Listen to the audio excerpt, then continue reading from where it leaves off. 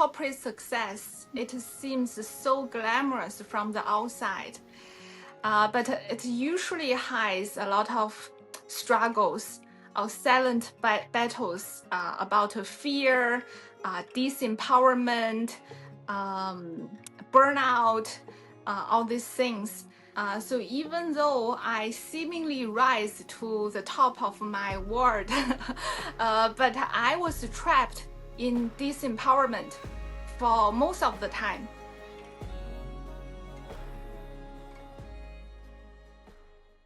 Right.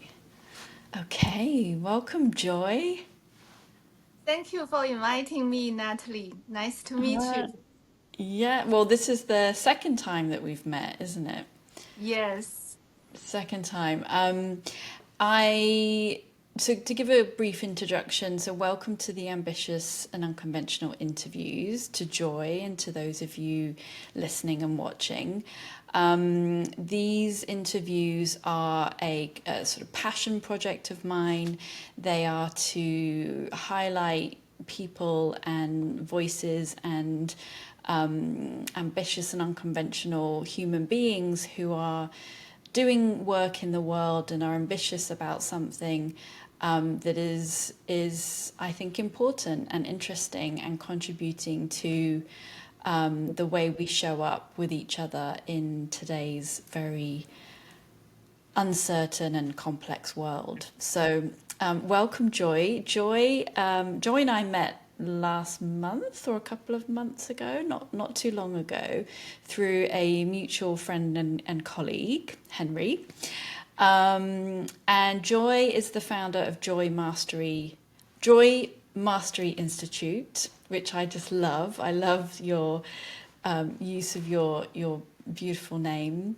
And you are, well, you've transitioned out of leadership in finance, and you are now working with leaders as a independent coach. And I'll let you, before I share any more, I'll let you give a brief introduction to your story. So yeah, just tell us a little bit about kind of how you found yourself here now, and what is it you're doing? Yes, thank you, Natalie. Even though we only met twice so far, but I feel every time you inspire me a lot. So I feel honored to be invited to do this work with you. I worked in the financial industry for 18 years, mainly focused on alternative investment, building new businesses across different jurisdictions for world-leading companies like Goldman Sachs, PIMCO, and Brookfield. So as you mentioned, I recently set up my own training and consulting company, hoping to contribute to the collective success and nurture leaders who will shape the future business world with integrity, compassion, and a genuine win-win mindset. And I found our values resonate with each other so much. So again, I'm so glad that we met each other. Yeah, and our mutual friend and colleague Henry, he introduced us because we shared very similar values and passions and ambitions in terms of what we do. So before I ask you some questions that we ask everyone that joins us for these ambitious and unconventional interviews, how has it been for you coming out of so many years within the corporate environment and in leadership roles into running your own business? I feel it's a complete life transformation because I was on this path, seemingly lucrative and glamorous, and it's really difficult to get off. And I even thought like I loved it so much. Uh, but until I made this decision to start something completely new, it made me realize what true alignment feels like. So every day now I feel there's pure creativity, pure potentiality, and I'm operating on pure faith, because this is so new and it's completely different from what I've been doing before. So I can only trust and delete my own fear completely, to trust that there's a bigger picture that I can't see. If something I bring or the service I bring is to serve the highest good of myself and others, then there must be a way to move forward. So I feel I'm doing a very exciting experiment every day to create something new and to delete my fear and to trust completely. I love that. What you said reminds me of a quote that Steve Jobs said. A client sent it to me recently, and I won't be able to re-quote it all, but in essence, it's about how we can only connect the dots from when looking at the past. We can't when we're looking at the future. And I've hear that your path and doing this kind of work and being in that pure potentiality and that faith and experimentation is very much kind of connecting the dots from the past and then walking forward into the unknown. Yes, yes, embrace the unknown. That's very exciting. Yeah, we become masters at that, don't we, when we have our own business? Yeah. And yeah, something I think we can bring to our clients actually. Mhm. Yeah, because even though we are embracing the unknown in an obvious way because we are entrepreneurs, but I think for everybody who still work in big corporates, in front of them is the unknown. It's just you never know when you need to face it. Yes, yes, it can feel certain because there's a lot of structure and there's a lot of to a certain degree history that these companies bring to their clients, and so it can feel quite certain. But I think we are definitely we are in a time where things are even more uncertain in those environments than they ever have been in our lifetimes, anyway. Yes. Um, so, um, tell me first of all what you're ambitious about, or what comes up for you when I say the word ambitious. Well, I really love your questions. I was born ambitious.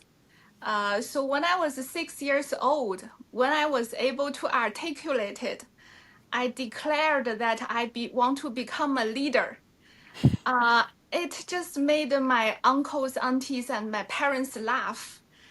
And I remember they always ask me this question during family gatherings. What do you want to do when you grow up?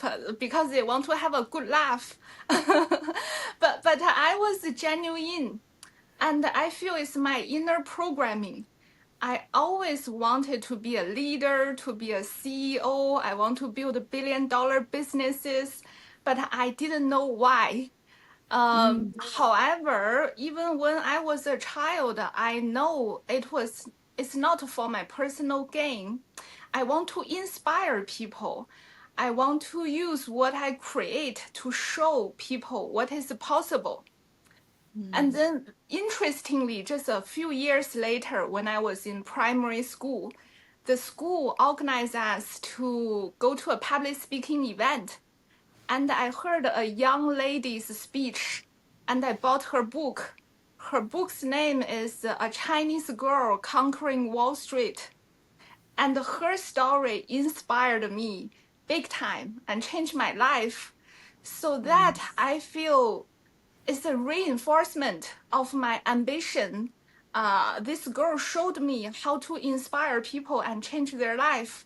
So it reinforced my ambition to inspire people and change people's life, use my own experience and my own transformation. Yeah. Wow. Um, What was the book's name? A Chinese Girl on Wall Street? A Chinese Girl Conquering Wall Street. Conquering Wall Street. Okay, wow. We'll have to post the author's name in that um, Yes. for reference. And then how did that inspire you? What did that inspire you to do from that early age, reading that Well, book? yeah, so she definitely inspired me to come to Hong Kong to study finance and pursue a job in the financial industry. In her book, she mentioned she entered the Goldman Sachs. So I followed her footstep and I also joined the Goldman. It becomes my childhood dream to join Goldman Sachs. And also her influence on me is way beyond that because every time when I was in school, when I have any obstacles like a language barrier, like a cultural barrier, difficulties for school kids, I will refer to her book and see how Wow. she handled those challenges.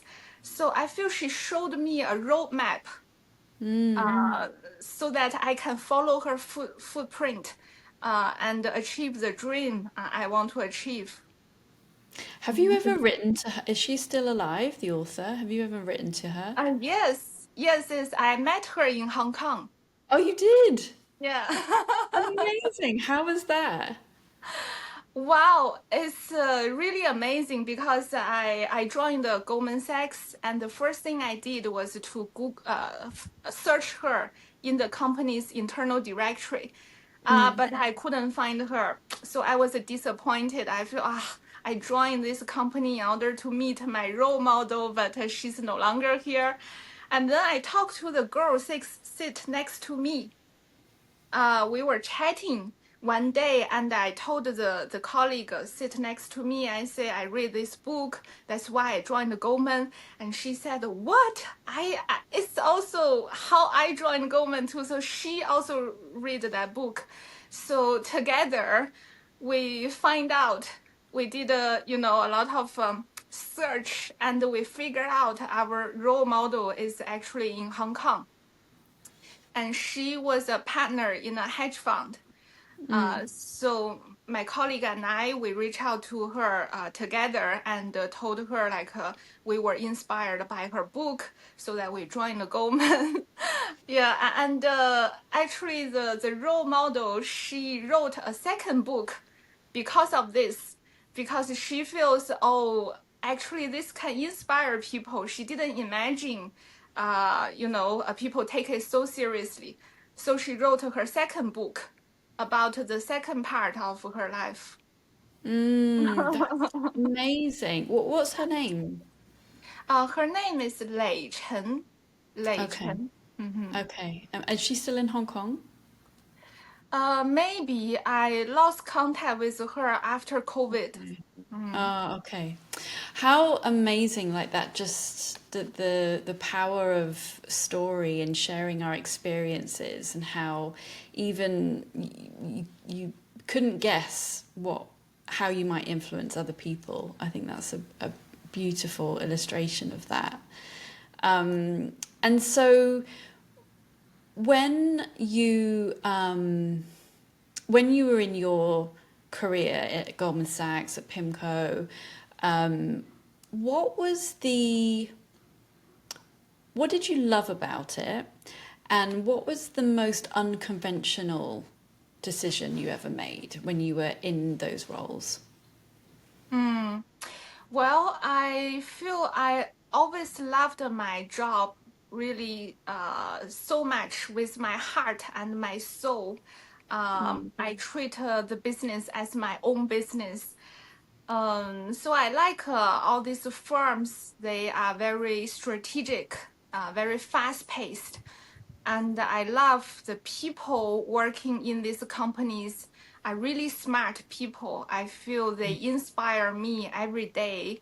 I enjoy the creativity like we cultivate together. And we learn from each other. We inspire each other.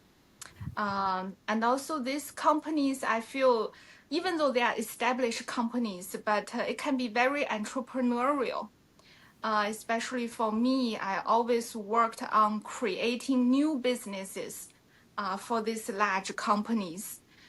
So I feel it's like a problem solving, really to utilize my creativity and bring the best of me to work and enable me to utilize my full potential.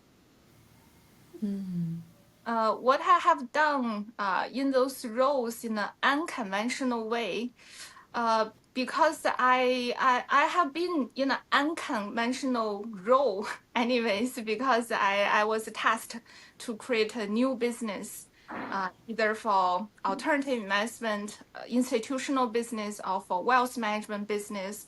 So there was no previous examples. And I need to start with an idea and really to do every step to transform an idea into a concrete business with a concrete success. So I really love this process from 0 to 1, because you need to create a product and you need to be able to convince these companies to manufacture this product. And then you need to be able to sell this product to institutional clients and wealth clients. And then you need to be able to provide a excellent client service.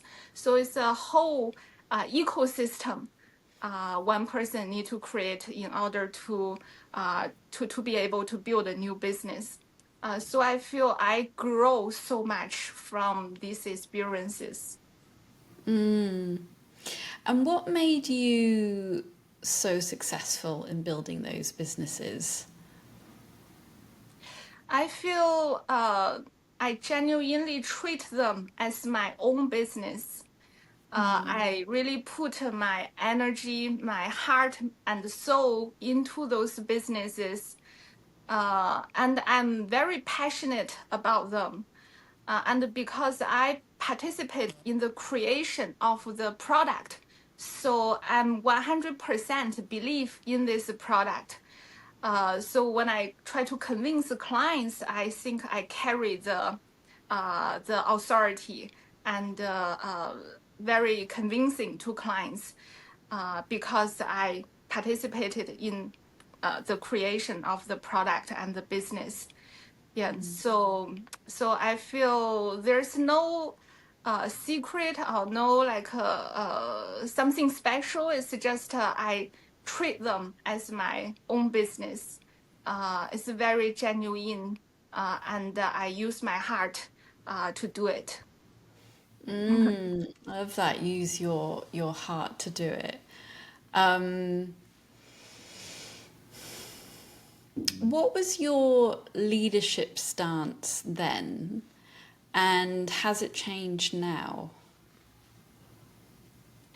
Well, I feel my values has always been integrity, fearlessness, service, because I like to help people, and also compassion.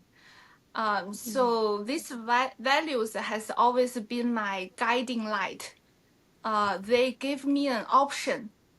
So sometimes it's a tough option, but no matter what I do or what situation I face, I feel I always have an option to choose to be aligned with my values. So I feel for me, leadership is not about a title or lead from the position or title or ego, or even rely on political games. It's never my style. And I also feel that it's built on sand. So for me, I feel true leadership is from the inside, from the within, and the leadership is forged through courage, clarity, and also unshakable commitment to uplift others, not to push others down in order to step up. So I feel that's always the truth of the leadership style I embrace. What I hear is you had, I mean, you have now, obviously, but then you also had a very clear idea about your values and who you are and who you were, which enabled you to use them as a guiding light, as you said, and have a very clear idea about what leadership meant to you. Where did that come from for you? Where did that awareness of yourself and your guiding light, where did that come from, do you think? I think from the example I observe, for example, my father, he works in a local government, but he always demonstrate these values to me. Sometimes I overhear his conversation with my mom about the work. I feel he uphold the integrity, compassion, and he definitely uh, bring in so much service for others. He's very selfless, always serve others first. So I feel that's my influence. But when I joined the financial world, to be really honest, I doubt these values for quite a long time because these values sometimes won't give you immediate result, right?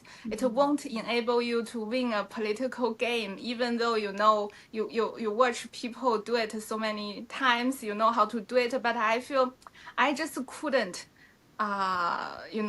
be political or do those myself. So I feel, oh, I need to be true to my values because those who I am, and I shouldn't try to be like be like others, because that's not my path.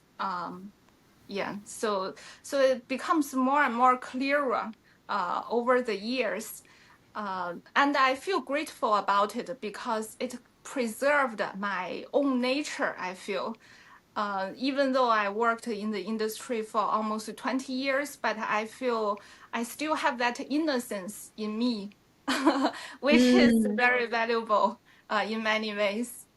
I love that innocence. Um, yeah, there's a book I'm reading at the moment called Nature and the Human Soul, and it's about the developmental stages that we go through as from birth to adults, and our soul journey. And the author talks about the innocence that we have as children, and how part of our soul task is to maintain that innocence throughout as we mature, because it, as you just described, it kind of fed for you this connection to something very true and very meaningful for you, even when Yeah, in a tough environment. yeah, and I couldn't be others. I can only be me. Yeah. Yeah. Yes. Yeah. Did you ever have a time, or was there a time when you were being asked to go against your values or to compromise them? Yeah. Many times, because I feel the corporate environment, to be honest, they are not ready for these values. Also, plus ambition. For example, all the companies, they have very ambitious goals, but still many managers, they don't like ambitious people in their team. So there's all kinds of contradictions all the time. But again, I feel my experience is I always have a choice.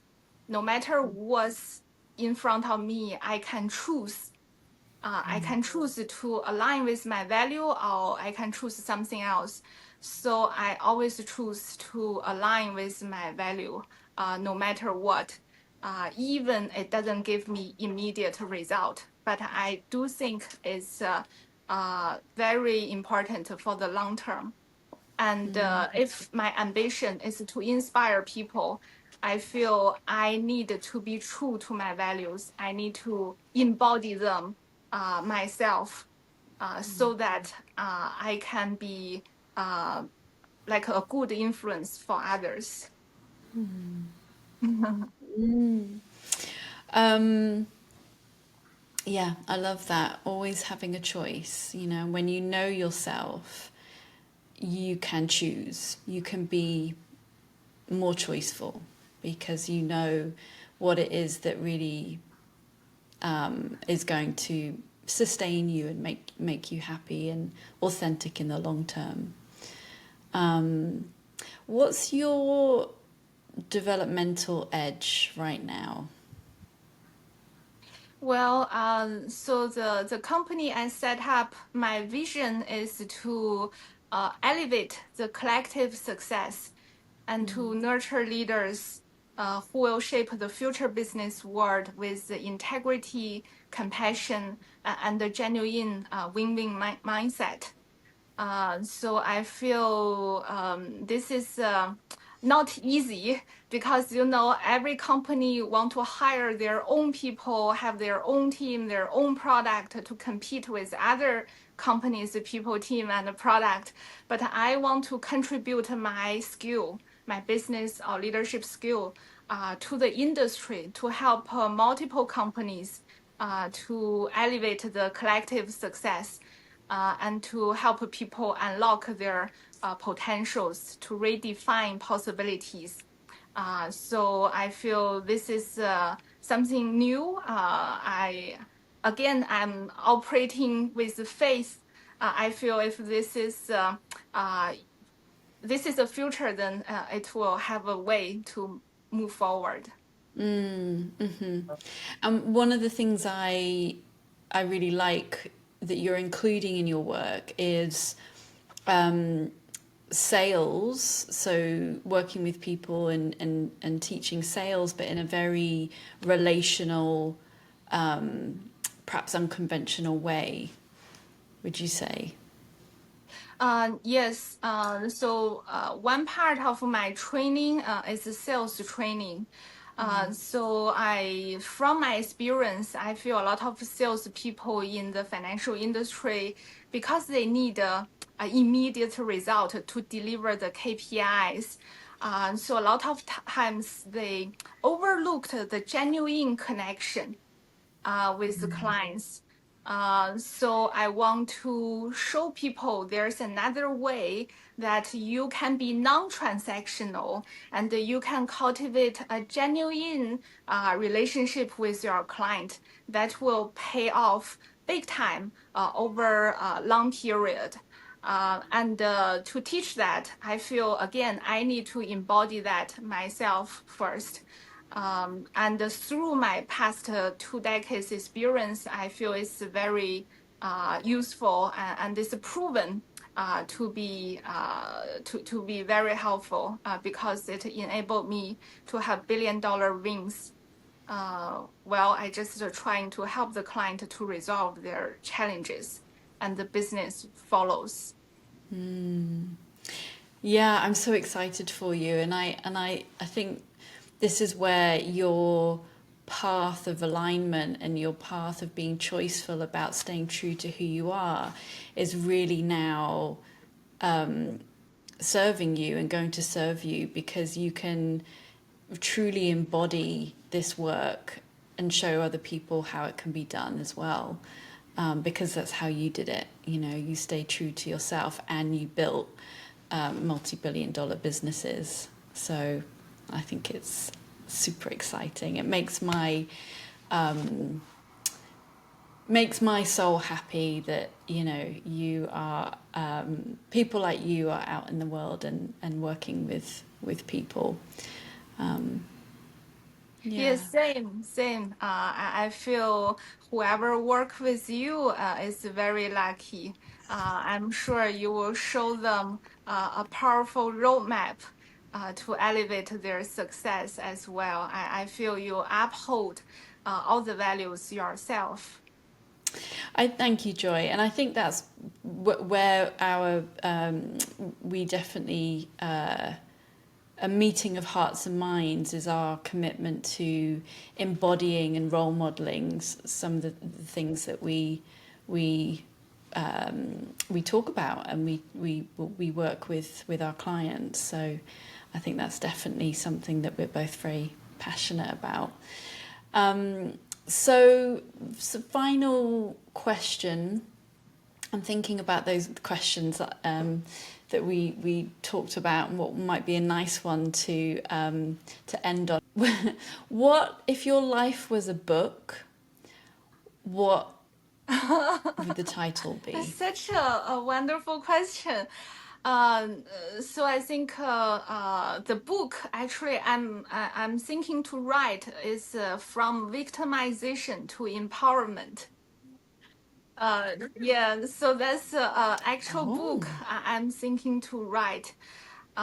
Because corporate success, it seems so glamorous from the outside, but it usually hides a lot of struggles or silent battles about fear, disempowerment, burnout, all these things. So even though I seemingly rise to the top of my world, but I was trapped in disempowerment for most of the time, until like gradually through my most painful experiences, I start to transform them into a roadmap to empowerment. So I'm thinking to write this book, just like my role model inspired me with her book. So I want to show people it's possible to use corporate adversity to achieve personal and professional liberation. And it's possible for corporate leaders to transform their fear-based decision into positive work culture, into like uplifting people, transforming their industry, and leave a legacy that outlive their own careers. So yeah, this is not only an imaginary title for my life, but also is something I really want to write about. I love that. And I'm not even going to ask you another question because I think that's just such an inspiring and exciting book that is to come, and I think will help and inspire a lot of people. I absolutely love it, and I cannot wait to read it. And I will be asking you, have you started your book yet, Joy? Have you started your Yeah, book yet? thank you for the motivation. Now I Um, really need to be serious and start it. yeah. Joy, thank you so much. It's I think this well we've spoken on message on WhatsApp, and we've had an in-person coffee, but this is really like so we've spoken quite a bit, but this is really the second time that we've had a conversation. But I feel like I've known you for so much longer, and you really are like your namesake. You really are a joy, and I am just happy to know you, and thank you for Oh, coming to thank you so speak with much, me today. Natalie. The feeling is mutual, and I feel so inspired by your work. I feel you are also showing me the way. You are leading me on this new journey, and I feel so honored to join this podcast with you. Thank you so much. Thank, Thank you. thank you, Joy. Thank you. Bye, everyone.